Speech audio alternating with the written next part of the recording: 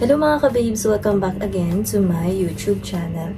For today's vlog mga kababes ay meron akong interviewin na isang OFW din dito sa Qatar. Natatawa ko kasi nagpapatawa siya dito sa gilid. Welcome to my YouTube channel. Yung name niya is Bonifacio. Yes! Yun. So may mga hinanda akong tanong sa kanya at sasagutin niya. So, kamusta ka naman? Doing great, good. Okay. So, first question, bakit ka nag-abroad? This is my first decision. Wow! And the time that asking again. Tagalog! Parang mag-iwan. Mga kababes, take 2 kasi naiyak daw siya. Yes. Bakit ka nag-abroad? Tagalog ha? Kasi para maintindihan ng mga viewers. Nag-decide ako mag-abroad para lumaki yung aking income. Because my income in the Philippines is not enough to fulfill my things that I want. Tagalog mo kasi. No? Seryoso na. Ang ganda kasi. Na-start ako. Ang ganda na interview. Walang makeup yan, tapos na-star-stuck ka pa. Dali na. Yan. Dali mo na. Nag-abroad kasi ako. Para tumaas yung income ko at saka yung value ko as a person of our society. Because in Philippines, we are living in Philippines, right? There are too much judgment in the people. Kapag nagtrabaho ka sa maliit na kumpanya, pera ka, pero once na tumungtong ka sa abroad, tumungtong ka in every situation in your life that you will be succeed, tingin nila, isa ka ng high-ranking professional. Like that. We are living in a Philippines. Next, first-timer ka ba or ex-abroad? First-timer ako. Ano first time? Una, may balak akong mag-abroad, pero first choice ko, Canada. Tapos, dumating yung time na nag-pandemic, ganyan, nagtrabaho ako as a butcher, production worker, everything. Food cart. Nag-food cart din ako. Tapos, purchase ko Canada, pero hindi ko alam kung paano mag-apply. Tapos, lagi ako nagpe-pray kay God. Tapos, dumating sa point na nagkaroon ng isang sign. Opportunity na dumating. Yun na yung kinata ko ni Jomar. Ang tagal namin di nag-message. Sino naman tong Jomar? Si Jomar, yung naging katrabaho ko siya sa Dunkin Donuts. Sa Pilipinas? Sa Pilipinas. Yun. Nag-chat siya na, Bon, apply tayo abroad. Apply tayo ng, ganito, chocolate factory sa Saudi, ganyan. Kasi dapat paalis na siya unang take niya. Sa Saudi dapat? Yun nga lang, pagka-apply namin sa Saudi, hindi siya tumuloy. Lumipat siya na Manila on time. Kaya ako, di ko rin tumuloy. Tumuloy dun sa Saudi. So, mag-best friend kayo ni Jomar sa Pinas para? Hindi ako tumuloy dun ng Saudi. Tapos, nasayang yung 5,000 ko. Nagpasa rin ako sa Manila on time. Tapos, yun. Tuloy-tuloy na yung process. In-interview ako. Tapos, nasa trabaho ako habang in-interview. Tapos nun, pinabreak ako ng manager ko, closing na kami nun. Ang tagal-tagal mag-interview ni Sophia, siya yung head dun sa Manila on time. Pero the best yun kasi priority nila ako, kaso nga lang hindi talaga ako umabot. Pero in the second time naman, yun. Nakapangalawang interview ka pa? Nag-request ako ng pangalawang interview kasi nung unang interview, hindi ako naka-attend kasi nga closing ako nun dun sa Pure Gold. Kaya yun. Sa Pure Gold, ano ka dun? Butcher ka na? Butcher na ako nun. Hindi totally butcher. Meat cutter, meat merchandiser. Pero parang butcher din yung ginagawa namin kasi nagkakargas kami ng baka. Yun yung last na work mo sa Pinas na napunta ka sa Qatar? Yun ang last na work ko sa So, anong pakiramdam na naging first timer abroad? Nakaka-tense ba? May tension ba? Hindi, pressure ganun? Sa akin, hindi ako na-homesick eh. Kasi sa Pinas, sasabihin ko ba? Wala na yun. Kung na-tense ka ba or what? Hindi, Hindi ka. Okay. So, next question. Mare-recommend mo ba ang Qatar lalo na sa mga first-timer OFW na katulad mo? Mare-recommend ko sila kasi ang sahod natin ngayon malaki para sa first-timer. Ako rin malaki sa akin. Pero pagka tumagal ka ng 2 years, 3 years, parang nalilitan ka na sa sahod mo. Kaya kailangan mong upgrade ng bagong trabaho, yung mas mataas yung sahod o kaya sa ibang bansa. Kasi pag galing ka rito, mas mabilis kang makarating sa ibang bansa, sa Europe, tsaka Canada. Ganun. Bakit mo nga ma-recommend? So, anong meron sa ibang bansa sa abroad? Kasi dito sa Qatar, based on my experience, pagka magta-travel ka, gagastos ka lang ng konti, ganun. Except sa Uber tsaka taxi. Pag metro nila, 1 real. Meron din silang, 2 real. Tapos meron silang free bus, mga ganun. Tatap mo lang yung metro card mo. Lahat ng sasakyan na ganun, connecting bus, libre lang siya. Makakaikot ka ng buong Doha. Pero sa mga province siguro, bibihira na yung ganun. Iilan lang. So, ba't mas pinili mo mag-work sa Qatar? No choice ako. Hindi ko din naman expected to eh. Yung Qatar, unang-una, hindi ko alam siya na country. Hindi ko siya alam. Nalaman ko lang siya nung paalis na ako. Yung pala yung Qatar, gano'n. Tsaka so, hindi ko siya alam na, tawag dito, open country na. Pero wala ka talagang idea wala akong idea sa Qatar nung nasa Pinas pa ako. Okay. So, ano ang work mo before nung nasa Pinas ka pa? Isa-isahin mo para yung mga viewers natin na nanonood. So, alam nila. Isa-isahin ko, abutin tayo ng 5 taon. Oo, mo. I work as unang-una. Tawag doon? Yung magtatrabaho sa food stall, mga party food cards, ganyan. Yan? Catering. 15 years old ako, nag-working student ako. Kasi ako na graduating ako ng 4th year high school, tapos coming to magpa-first year college na ako. Yun din yung work ng kuya mo sa ngayon? Oo. Hindi, iba na siya sa sa Minisnap siya. Iba siya. Tapos, pangalawa? Kasi 2 years lang ako sa college. Tapos kinag-umagahan, bumalik ako. Sabi natin, Bon, apply ka na sa Monde MY Sanin, yung unang production worker ko. Production worker factory na pinasukan ko. Yun yung sabi natin, Bon, apply ka na rito para makapagtrabaho ko na yan, magkapera na yan. Yan, nag-apply ako. Awa naman, nakapasa ako agad. Nakapasa ka. May exam din pala pag sa mga factory work. Oo. Mayroon din requirements sila sa height. Wala. Ewan ko. Kasi siguro yung height ko okay. Hindi kasi yung nag-apply yung ate ko ron, hindi siya nakapasa. Bakit? Kasi yung height niya. Yun nga.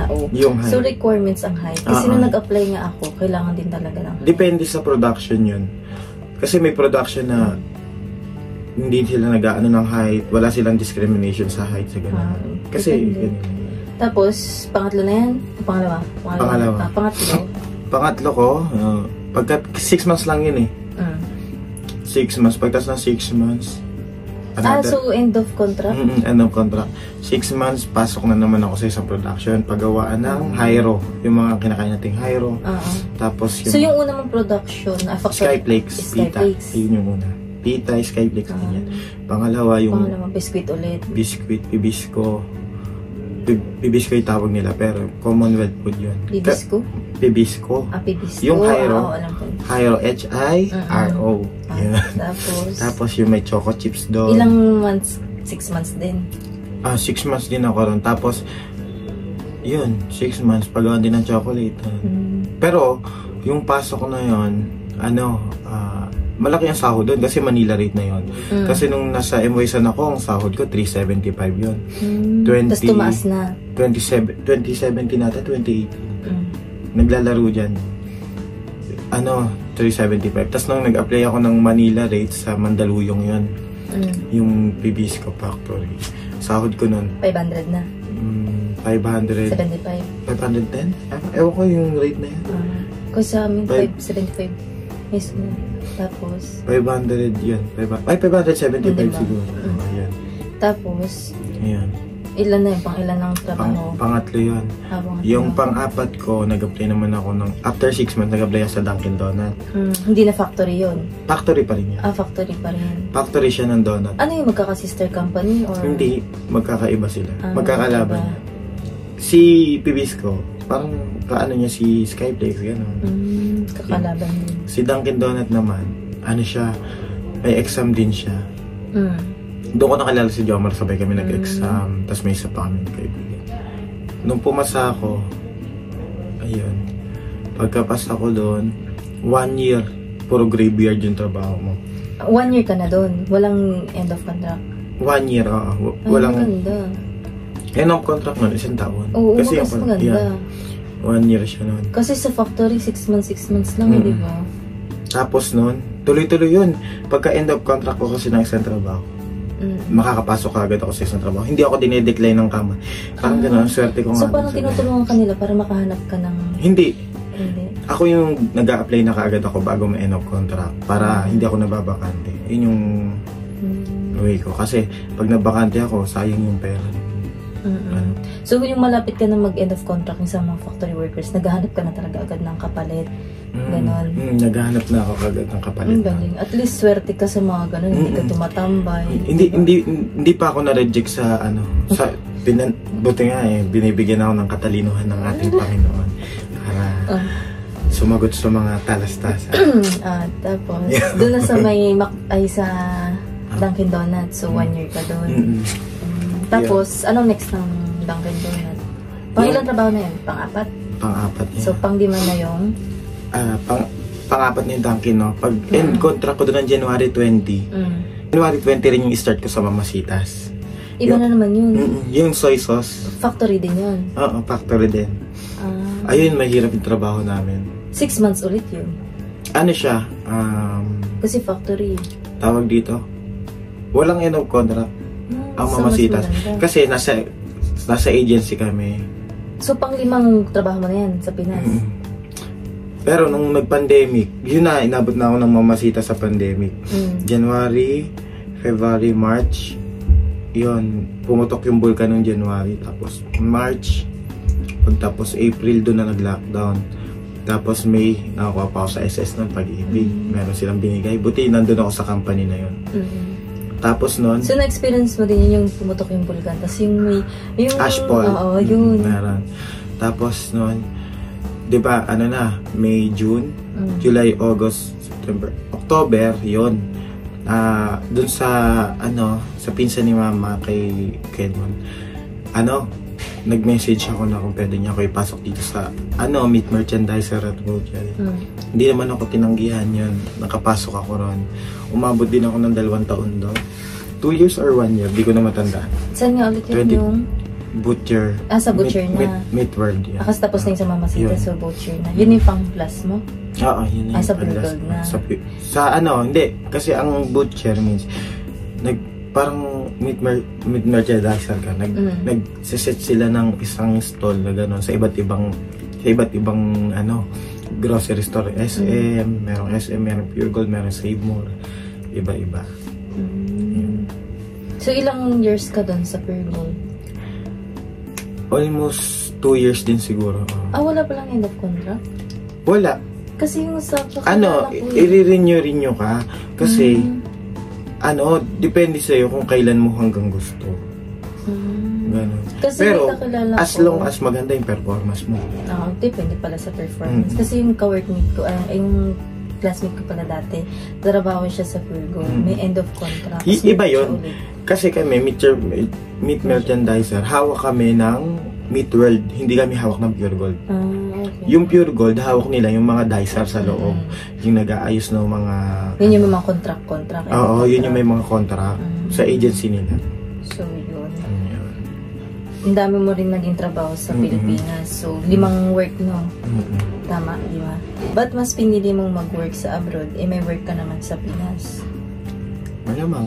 Magkano sinasahod ko sa Butcher? Almost 500.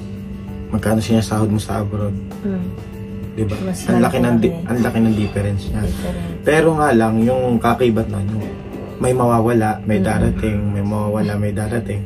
Tapos may malulungkot ka kasi may mga bagay na ginagawa mo dati na hindi mo na nagagawa ngayon.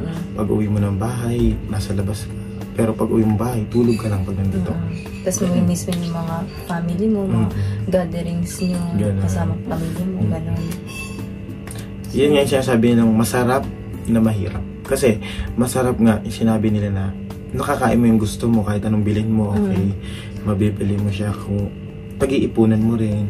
Kasi mabibili. May yung sahod natin, nakakabili tayo ng isang, kahit wag tayo magpadala, mabibili natin kung anong gusto mo, yung mga sa halaga lang na yan. Pero pagka mahirap, kasi malungkot ka. Wala ka namang kasama. So yun, after 2 years of contact mo dito sa Qatar, uuwi ka ba agad sa Pinas? Or pagpapatuloy mo ang buhay OFW mo dito sa Qatar? Sa ngayon, hindi ko pa masasagot yan eh. Controversial, no? Hindi, kasi may mga yan, tawag dito. Ang tao, iisa ang utak, pero nag-iiba-iba yan. May mga line. Ako kasi, lahat ng promises ko, lahat ng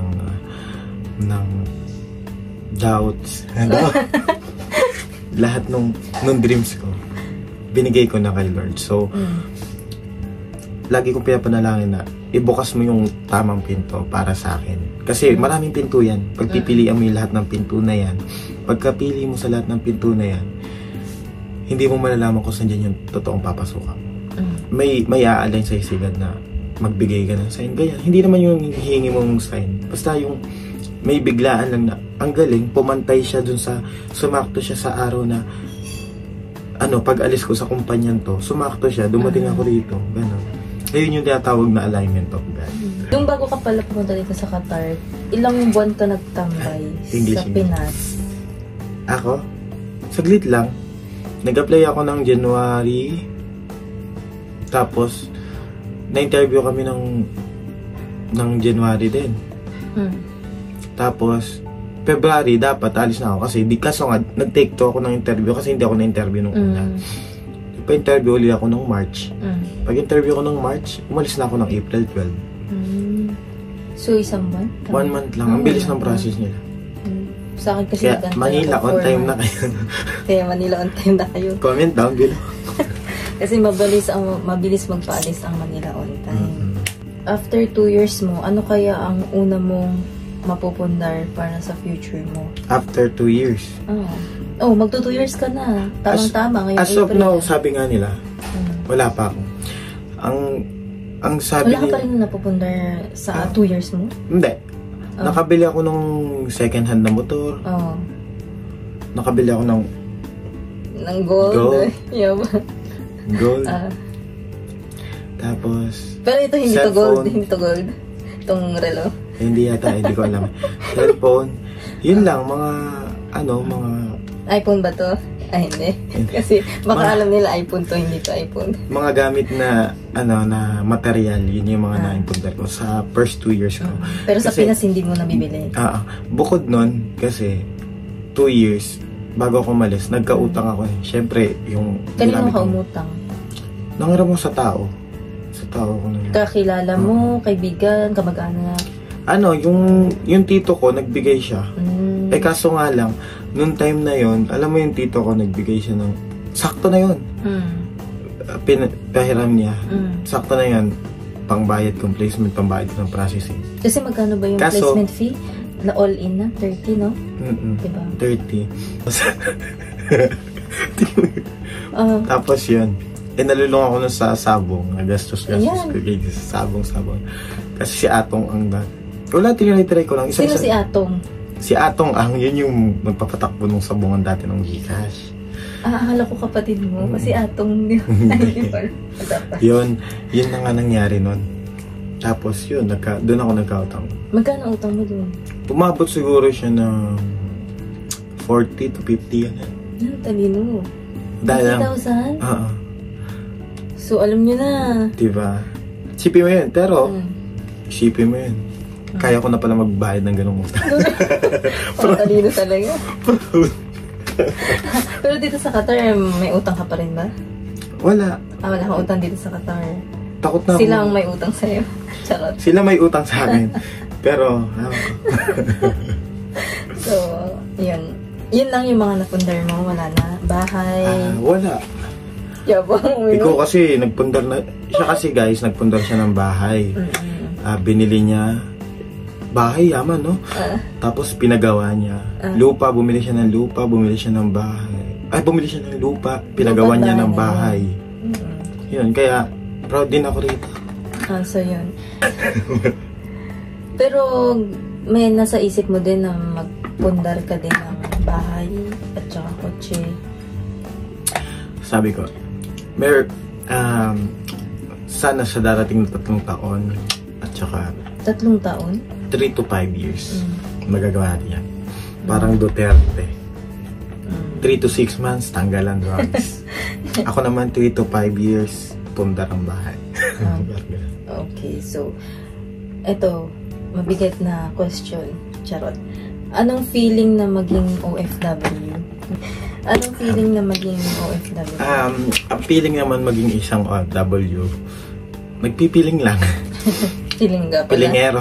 Ganun. Hindi. Stress. Bakit? Wala lang. Kasi wala kang parang sa Pinas kasi, hindi ako nai-stress, ini-enjoy ko yung trabaho.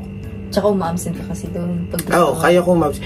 Alam mo ba, absentero ako sa Pinas. 20 days absent, 5 days. Buti hindi ka tinatanggal. Tsaka lagi akong late. Kasi, may morning sickness ako. Alam mo ba, yung nag-alarm ako ng 9, magigising ako ng 10. Ganun yung alarm. Yan. Tapos? Ayun, tinatag na may morning sickness ako. Kaya, paborito kong shift closing talaga. Ayan, the best. Yun na nga, ano ang feeling maging OFW? So, ang feeling naman ay, yung sabi ko, nakaka-stress, nakaka-challenge. Stress saan? Stress sa surroundings. Kasi may mga taong hindi lang doon dahil yung stress mo. Kasi bukod no yung time magkakasakit ka. Halimbawa may sakit ka. Walang may alam. Kinabukasan papasok ka. Pagkapasok mo, yung mga trabaho mo, gagawa ka na trabaho mo, yung araw-araw mong ginagawa. Tapos, syempre, pagod ka, ganyan. Tapos may sakit ka. Hindi nila alam na may sakit ka, ganun. Tapos, gagawin mo yung trabaho. Tapos niyan, makikita mo, may mga complaints sa'yo, ganyan. Tapos, pero mayroon naman tayong tinatawag na sick leave eh. Pwede ka naman. Wait lang. Okay. May complaint sa'yo. Tapos, sasabayan ng message sa Pinas, problema sa Pinas. Siyempre, pag sa atin, problema lang natin. Pagka problema sa Pinas, problema rin natin. Kaya, kumbaga, dalawang problema yung sinasalo mo. Yung problema mo rito, tapos magiging problema rin sa Pinas. Kasi, kaya ka nag-abroad para sa kanila. So, yung problema nila, sasaluhin mo rin. So, ikaw, may problema kang sarili. Para sa'yo lang yun. Hindi sila kasama ron. So, yung problema nila, doon ka kasali. Bali, yung problema mo magiging dalawa. Dito, tsaka sa Pinas. Yan. Yun lang. Wala nang ibang dagdag. Anong feeling as OFW, wala na. So, next question na tayo. Ano ang pakiramdam na kumikita bilang isang OFW? Anong feeling mo? Feeling? Nagagawa mo na lahat ng gusto mo? Hindi naman lahat ng gusto. Parang, malaki nang nahawakan mong pera pagka nag-ipong ka. Pag nag-ipong ka. Kasi isang sahod mo naman, hindi malaki yun eh. Madami natalaman yung ATM mo so, yan. Walang laman na ATM ko. Wala. Yun nga girlfriend mo sa ATM. Tapos, nilalambing ko lang siya pagkada sahod. Ang ATM ko. Ganun lang. Pag naipon mo yung pera mo, masaya makita yung may mga 7 digits, 8 digits. Sa Pinas hindi na gagawa ng ganun. Hindi na gagawa. True. So yun, ano ang pangkaraniwang problema o pinagdadaanan ng isang OFW? Ang pinagdadaanan nila yung wala silang malapitan kapag may sakit sila. Yung kailangan mo araw-araw ba nagkakasakit? Hindi. Or morning sick lang? ano, sabi mo, Ay, ano ang mga pangkaraniwang problema? Ayun. Yung mga pagpagod sila, hindi na sila kakain, tutulog na agad. Kasi, pagpagod Gawain sila, mo yun talaga? Dati. walang magluluto para sa kanila pagka ano. Kaya, minsan, puro dilata na lang. Solo flight. Yung katawan nila, puro acid na, yung, parang gano'n. Bigay na lang dighay. Parang tapos yung mga gagawin mo na lilinisan mo, hindi mo na magawa kasi pagod ka galing trabaho. Kumbaga walang nag-aalaga sa'yo. Talagang sariling sikap mo na. Parang yung fully independent kapag nandito. So yun yung pangkaraniwang problema na as OFW. Yes. May dagdag ka pa ba? Marami rin. Ano pa? About sa love o ganyan? Ang OFW na problema rin sa pera. Kasi hindi lang naman may iilan, tas may iilan din na pinapadala lahat ng pera nila. Yun. Pinapadala lahat ng pera nila. Pero, may wais din naman. Huwag kang magpatama. Kahit ipadala nila lahat ng pera nila, may tira pa rin sila dahil ang galing magnegosyo, ang galing magpatax. So, ano pa? Love life? Gano'n? Wala kang bang pangkaraniwang problema before? Love life, sinasabi ko lang, 100 to 90, 100%, sa 100% na LDR, 10% lang yung nagtatagal. Pero depende pa rin yung sa tao. Kumbaga, hindi mo masisisi yung bawat isang tao kung magde-decision sila na sa kanila kasi magkalayo naman kayo. Hindi naman pwedeng bawat oras na sasabihin sa'yo, ito ang ginagawa ko, ayan ang ginagawa ko. Siyempre, may kanya-kanya rin kayo. So nagkaroon ka rin ng problema about sa love? Dati. Dati? Yes. 1 year ago. 1 year ago. Yeah. So yun yung talagang pangkaraniwang problema din ng isang OFW na nalagpasan mo na ngayon, di ba? Yes. Amen. Hallelujah. Praise the Lord.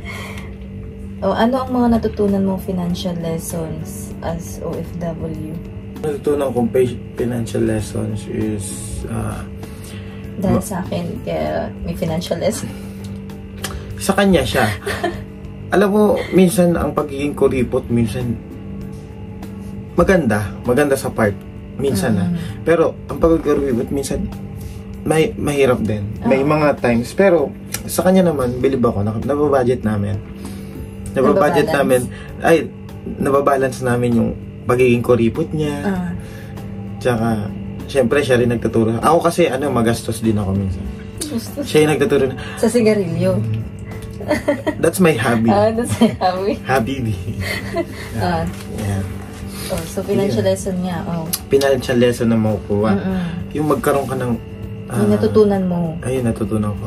Yung natutunan ko ay magkaroon ako ng isang investment, isang savings, isang emergency fund.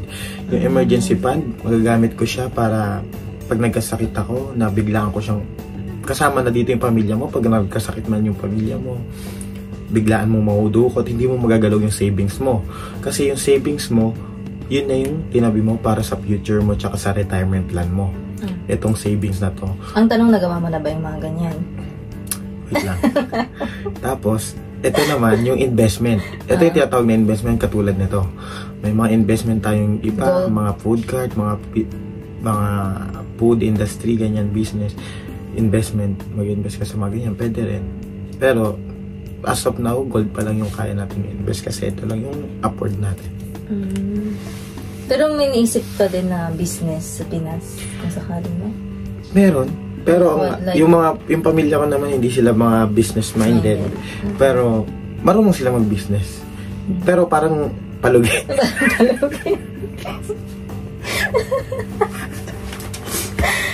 So parang gusto mo yung magkaroon ka ng sarili mong business, no? Pag nasa Pinas ka na. Tulad ng showmaking, mga ganun, no? Yeah. Ayan. Okay, next question. Ano ang mga bagay na dapat natin tularan sa ibang bansa? Lagi ka lang maging malakas, matatag, tsaka lagi kang magdadasal sa Panginoon. Kasi yun lang magiging kakampi mo pag nandito ka na. Kasi hindi lahat ng oras tama ang tao para sa'yo. May mga tao minsan na feeling mo nadadown ka, kaya Si God lang yung tanging magiging kakampi mo.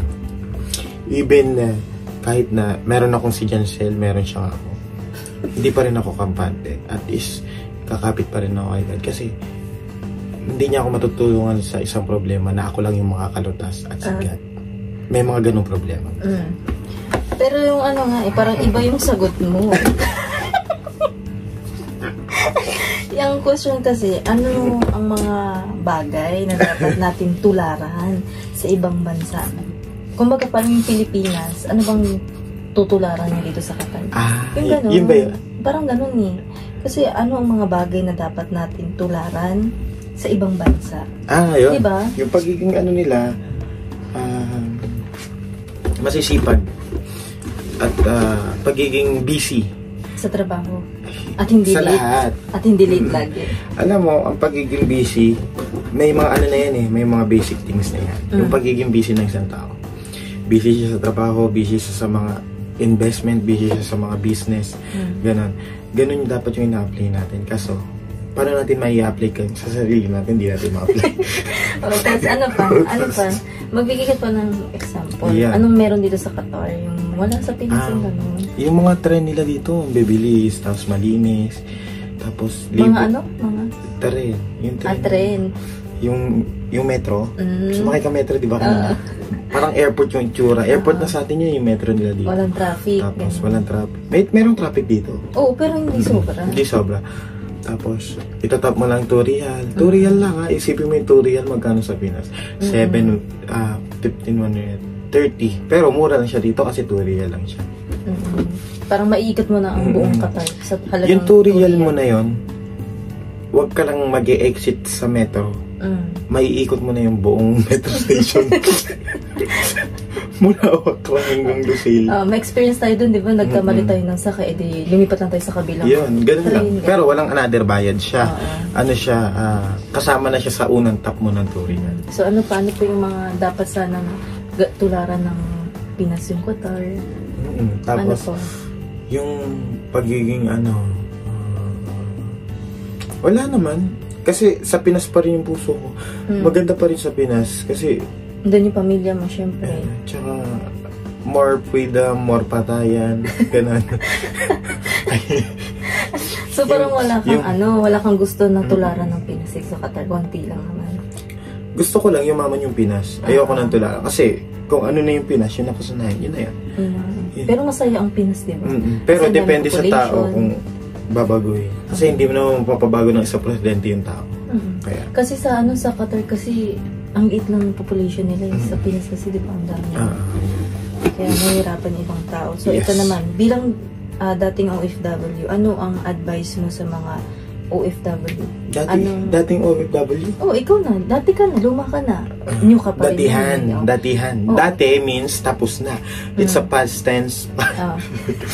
Sorry. Mag-aaral pa tayo ng English din eh. So ano yung mga advice mo sa mga viewers natin na bilang isang OFW na nanonood din? Advice ko? Para sa mga OFW na to, thank you Kuya Will, paying jacket. Gano'n. Hindi, enjoy nyo lang yung buhay nyo, life, gano'n. Joy to the ride lang. Ano yun? Yun lang? Joy. Anong joy to the ride? Joy to the world. Ano pa? Yung may lesson naman na matutunan ba? Ayun. Kailangan na tibayan mo nga yung loob mo. Tapos, huwag kang panghinaan ng loob sa mga bawat struggle na darating sa'yo. Kasi, within 2 years na contract mo rito sa iyong pag-a-abroad, marami kang struggle na makakamtan. Tulad na dyan yung hinabol ako ng aso. Struggle din yun, di ba? Ang hirap-hirap kaya tumakbo ng mabilis mo. Sa Qatar, no? Lalaki ng aso rin. Pero sa Pinas, hindi mo pa na-experience na habol. Hindi. Ako yung aso sa Pinas. So, yun. Ito na. Last question na sa ito. Sana may matutunan sila sa iyo. Ayusin mo na yung sagot mo. So, bilang OFW, ano ang mga ma-advise mo sa mga OFW at sa kanilang pamilya? Ma-advise ko sa mga OFW, magtira kayo para sa sarili nyo, mag-savings, mag-invest, mga ganun. Tapos ang advice ko naman sa mga pamilya nila na palaging kamustahin yung mga pamilya nila na nasa abroad. Tapos i-maintain din yung mga bagay na kapag wala, huwag nang ipilit. Kasi hindi yung sa pagtanggi, hindi rin yun sa paghingi.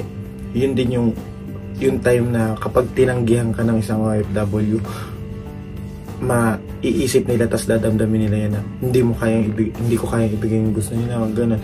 Parang may stress yung isang OFW pagka nag-ganyan niya. Ganun lang. Yun lang. Tapos habang bata, dapat mag-ipon na mag-ipon, di ba? Yun din ma-advise ko sa mga OFW. Kasi pag nakahanap na ng pera... Ikaw, bata pa, may ipon ka? So, kapag ka nakatanggap na ng malaking pera ng isang OFW, bigay lang ng bigay sa pamilya, ganyan, di ba? So, yun lang. So, doon na nagtatapos mga kabibs yung questions ko sa aking bisita for today's vlog. So, sa susunod ulit mga kabibis, meron ulit tayong mga bisita sa vlog ko. So, hintayin nyo na lang yun. So, thank you for watching. I hope na marami kayong natutunan sa vlog na to. Bye! Bye!